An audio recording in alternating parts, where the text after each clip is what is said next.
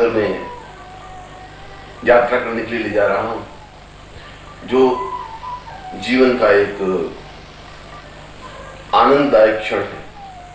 क्योंकि जीवन उबड़ खाबड़, पथरीला, कठोर और दुर्गम यात्रा है।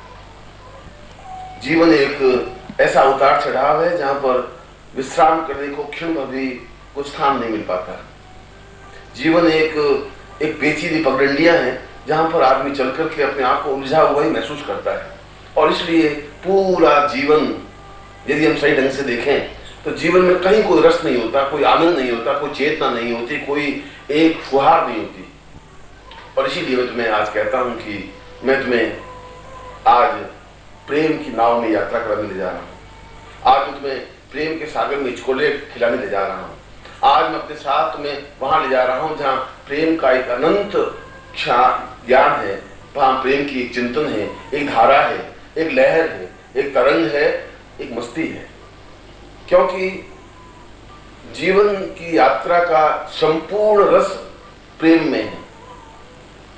और जब तक जीवन में प्रेम नहीं होता तब तक मनुष्यता प्राप्त ही नहीं हो सकती, जीवन की यात्रा प्रारंभ ही नहीं हो सकती। ही प्रेम है।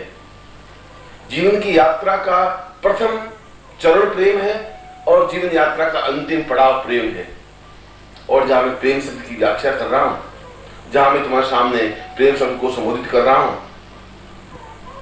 उस प्रेम में कहीं कोई प्रकार की वासना नहीं है, कोई नारी देह नहीं है, कोई मनुष्य का बलिष्ठ शरीर आंखों के सामने नहीं है, कोई आंतरिक स्वार्थ पूर्ति नहीं है। प्रेम तो एक उत्फुल्ल सुवास है, सुगंध है।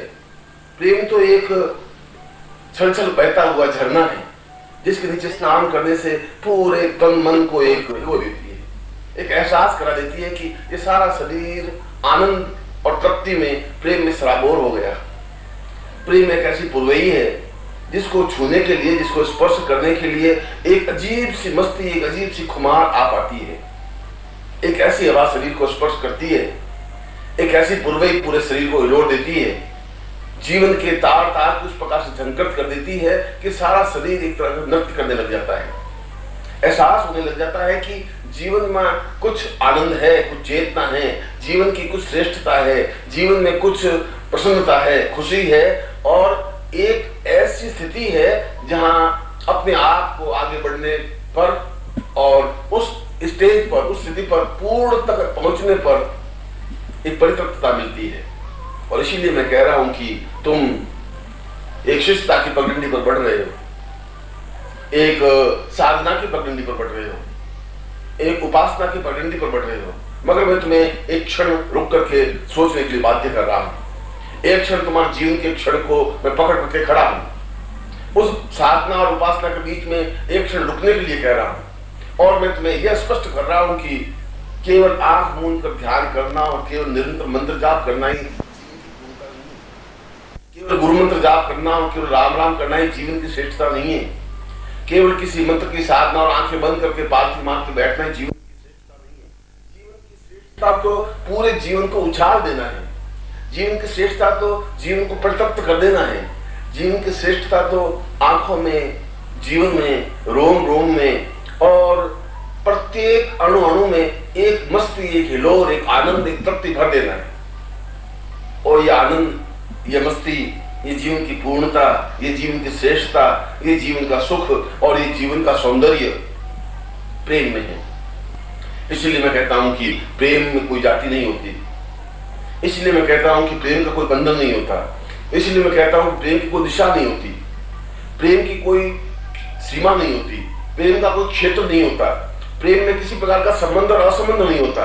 प्रेम तो प्रभु और मनुष्य से हो सकता है, प्रेम तो प्रेमी और प्रेमिका के बीच में हो सकता है, प्रेम तो एक प्राणी और गुलाब के पुष्प के बीच हो सकता है, प्रेम तो हिमालय पहाड़ से हो सकता है, बहते हुए झरने से हो सकता है, कलकल करती हुई नदी से हो सकता है, वन प्रांत से हो सकता है और प्रभु के उस नित्य लीला रूप से हो सकता है।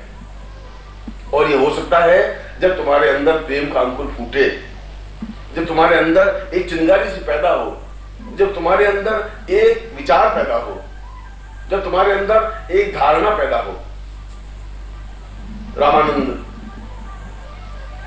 अपने आप में श्रेष्ठतम योगी थे, अद्वितीय योगी, साधना की उच्चता पर पहुंचे हुए, प्रभु के साक्षात दर्शन किए हुए, प्रभु के सामने आत्मसात करते, उनके सामने बैठते हुए। और एक शिष्य उनके पास पहुंचा, उन्होंने कहा कि मैं साधना करना चाहता हूं, मैं कुछ सिद्धि प्राप्त करना चाहता हूं, मैं सिद्धियों को स्पर्श करना चाहता हूं, मैं अपने सामने तारा है महाकाली को प्रत्यक्ष प्रकट करना चाहता हूं। रामानंद ने पूछा कि तुम प्रेम करना जानते हो? शिष्य बड़ा आश्चर्यचकित हो गया। उसने कहा कि साधना और उपासना से प्रेम का क्या संबंध है?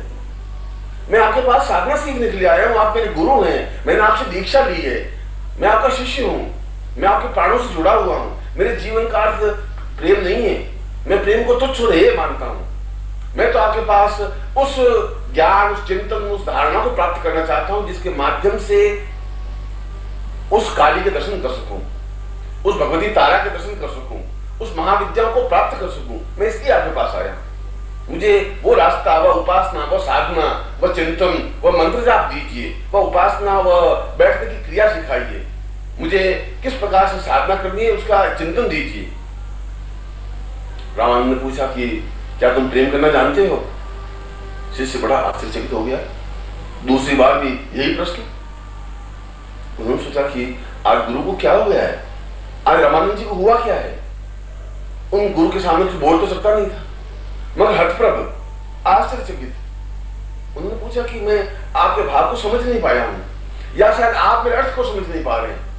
मैं आपका शिष्य हूं, मैं आपके चरणों में बैठा हूं, मैं साधना करना चाहता हूं, मैं सिद्धि को प्राप्त करना चाहता हूं, मैं जीवन की पूर्णता चाहता हूं, मैं अपने सामने इष्ट के साक्षात दर्शन करना चाहता हूं, मैं आपसे वह मंत्र, वह क्रिया, वह गोपनीय चिंतन सीखना चाहता हूं जिसके माध्यम से मैं अपने इष्ट को अपने सामने प्रत्यक्ष प्रकट कर सकूं, मैं उसको देख सकूं, मैं उससे अपने आप को आत्मसात कर सकूं। इसलिए आप मुझे वो मंत्र दीजिए, वो कौन सा मंत्र है, कौन सी साधना विधि है, वो कौन सा अनुष्ठान है। रामानंद एक क्षण फिर उसकी ओर देखे और देखने के बाद फिर पूछा, क्या तुम प्रेम करना जानते हो? वो मनुष्य, वो शिष्य हतप्रभ हो गया। हाथ जोड़कर प्रणिपात कर गुरु के चरणों में लेट गया। उसने कहा, गुरुदेव आप शायद मुझे समझ नहीं पा रहे हैं, हो सकता है मैं आपको समझ नहीं पा रहा, मैं फिर आपसे प्रार्थना करता हूं कि मैं साधना की क्रिया, साधना का ज्ञान, साधना का चिंतन प्राप्त करना चाहता हूं। रामानंद का मूर्ख, तुम शिष्य नहीं हो, तुम्हें शिष्यता की पात्रता ही नहीं है, तुम शिष्य बन ही नहीं सकते, तुम्हारे जीवन की पूर्णता, आनंद, तृप्ति आ ही नहीं सकती, तुम इष्ट के साक्षात दर्शन कर ही नहीं सकते, क्योंकि जिसके हृदय में प्रेम का अंकुर नहीं फूटता वो साधना क्या करेगा? जिसके हृदय में प्रेम की नदी नहीं बही वह तैरना क्या जानेगा? जिसके हृदय में प्रेम का सुंदर सुगंधित पुष्प खिलाई नहीं वह उस सुगंध और मस्ती एहसास को अनुभव ही क्या करेगा? तुम साधना नहीं कर सकते, तुम साधना में सिद्धि प्राप्त नहीं कर सकते। साधना में सिद्धि प्राप्त करने के लिए, साधना करने के लिए तुम्हें पहले अपने हृदय को जागृत करना होगा, उस प्रेम का अंकुर फूटना पड़ेगा, उसको एहसास करना पड़ेगा कि तुम्हारे जीवन को, चिंतन को, विचार को धारणा है।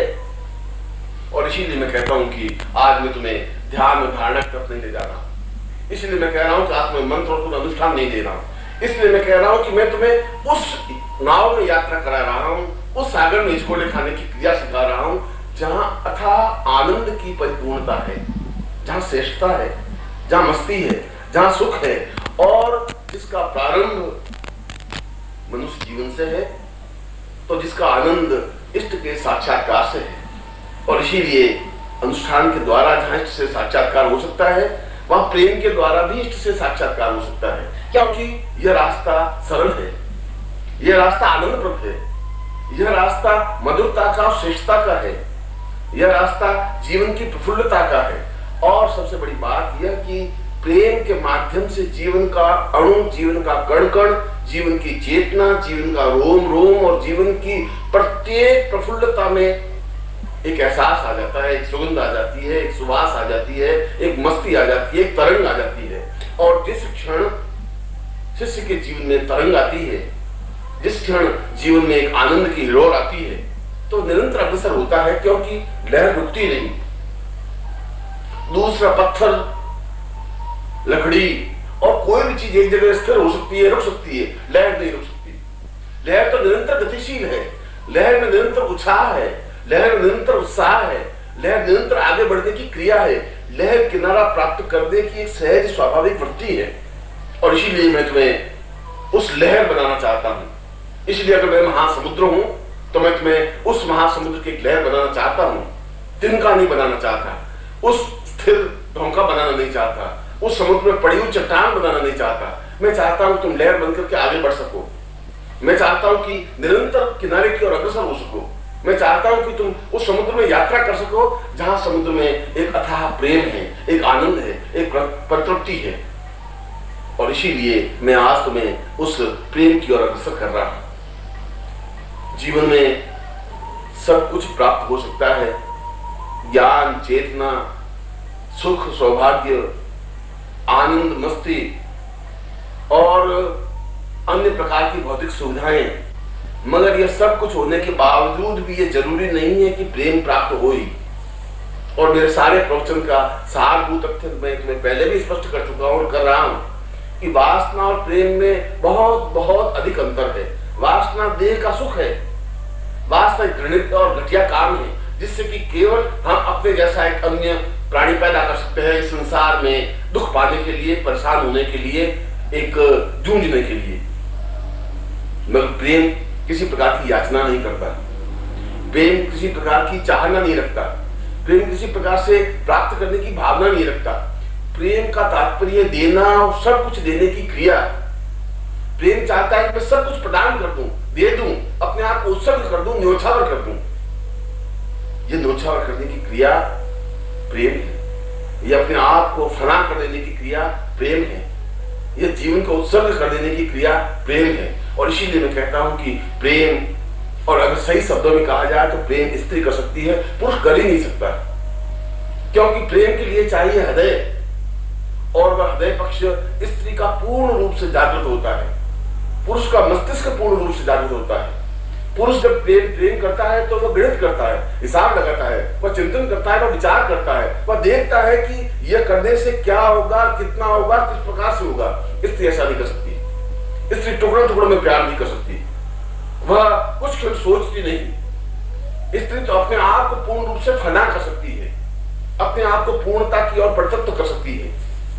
इसलिए संसार में मीरा ही बन सकी, कोई पुरुष मीरा नहीं बन सका। शूर चाहते हुए मीरा नहीं बन सके। बुद्ध अगर पूरी तरफ से प्रयत्न करते तब भी मीरा नहीं बन सकते थे। महावीर प्रयत्न करने पर भी मीरा नहीं बन सकते थे, क्योंकि मीरा बनने के लिए एक नारी हृदय चाहिए, एक हृदय का सुवास चाहिए, एक हृदय की सुगंध चाहिए। और वह हृदय की सुगंध स्त्री के पास होती है, वह हृदय की पूर्णता स्त्री के पास होती है। पुरुष उस प्रेम को प्राप्त करने के लिए स्त्री का रूप धारण करता है, मगर उसकी स्त्री का हृदय प्राप्त नहीं कर पाता। इसलिए प्रेम के समुद्र में कूदने के लिए सोचने की जरूरत नहीं होती, पुरुष प्रेम कर सकता है। इस महासमुद्र की यात्रा में जब मैं तुम्हें लहर बनने की बात कह रहा हूं तो तुम भी उस लहरों में हिचकोले खा सकते हो। ओम परम तत्वाय नारायणाय गुरुभ्यो नमः। ओम ह्रीं मम प्राण देह रोम प्रतिरोम चैतन्य जाग्रय ह्रीं ओम नमः। ओम भूर्भुवः स्वः तत्सवितुर्वरेण्यं भर्गो देवस्य धीमहि धियो यो नः प्रचोदयात्।